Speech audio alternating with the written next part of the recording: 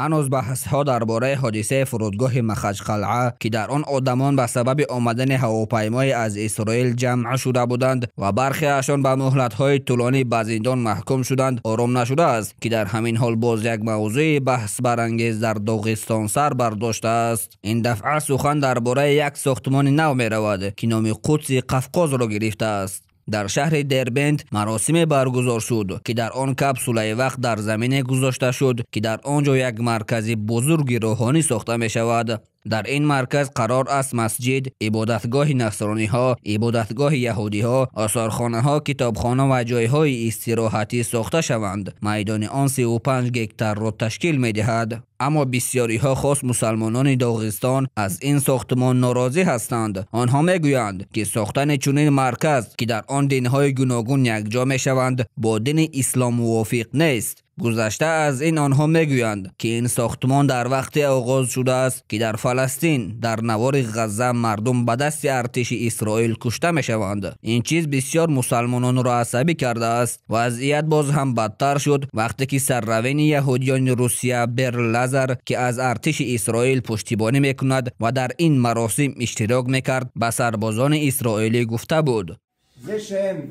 شما هر روز برای خلاصی خلق یهود فداکاری میکنید. این بالاترین درجه روحانی است، مثل پیامبر اسحاق و روی عکیوه. شما نیز برای خلق یهود آماده جان خود را بدهید. ارتش شما تنها دفاع اسرائیل نیست، آن دفاع تمام ملت یهودی است. مسلمانان این سخنان را همچون تحقیر و پشتیبانی از کشتار مردم در غزه قبول کردند. بعضی علمای اسلامی گفتند این ساختمان و اشتراک در آن گناه کلان است و کسی را که در آن اشتراک میکند حتی میتواند از اسلام برآرد. آنها سخنان مفتی داغستان را هم سخت تنقید کردند که مراسم را برکتناک نامیده است. Уважаемые участники этого благодатного мероприятия. این چی خیل می شود؟ چنین یک چاره‌بینی که در آن یهودی و نصرانی نیز عبادتگاه می سازند برکتناک نامیده شود.